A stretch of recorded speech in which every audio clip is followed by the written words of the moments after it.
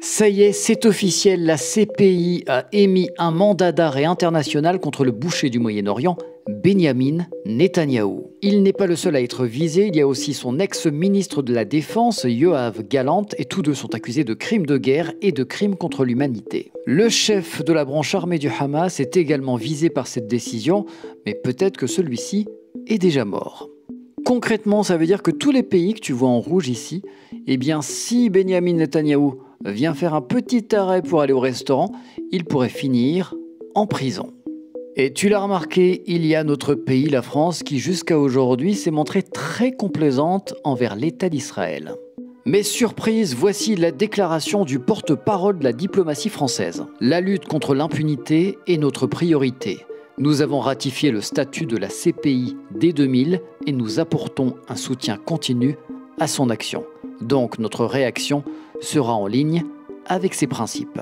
Ce qui est marrant à faire, c'est d'aller sur les réseaux sociaux et de voir la réaction des pro-israéliens. Ici, nous avons Franck Tapiro, l'expert du bois de Boulogne. Sur Radio J, il y a à peine quelques minutes, il a déclaré « Cette décision de la CPI met au même niveau le Hamas et Israël, donc qu'Israël ressemble à des barbares, des bourreaux, des terroristes. » Bon retour sur terre, monsieur Tapiro. La justice juge des faits, rien que des faits.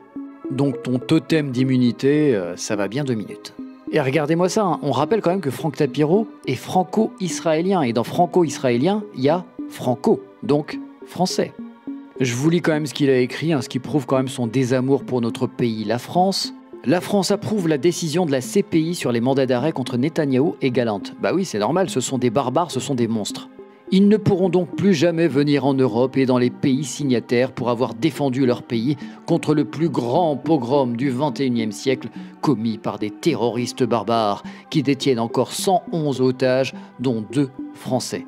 Et ça ne choque personne de voir des dirigeants de la seule démocratie du Proche-Orient placés au même niveau que des bourreaux sanguinaires qui les ont attaqués. Expliquez-nous, monsieur le président Emmanuel Macron. Franck Tapiro, jadis tu étais peut-être un bon communicant, mais ton disque est rayé. Ouais, parce que les arguments, le narratif, c'est toujours le même, hein, qu'on entend et qu'on lit.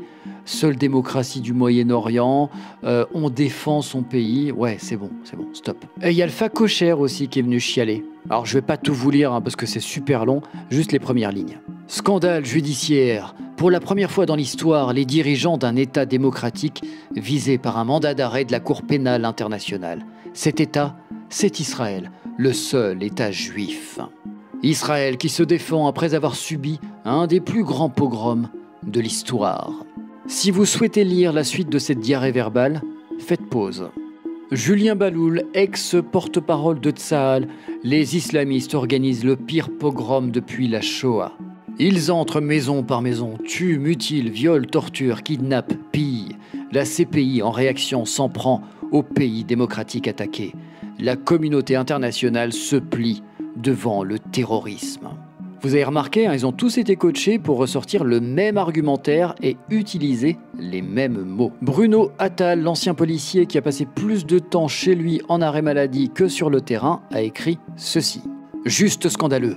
Les dictateurs du monde massacrent par millions et la CPI s'en prend à Benyamin Netanyahou qui défend son pays contre le terrorisme islamiste. Toutes ces instances sont gangrénées par les dictatures islamistes.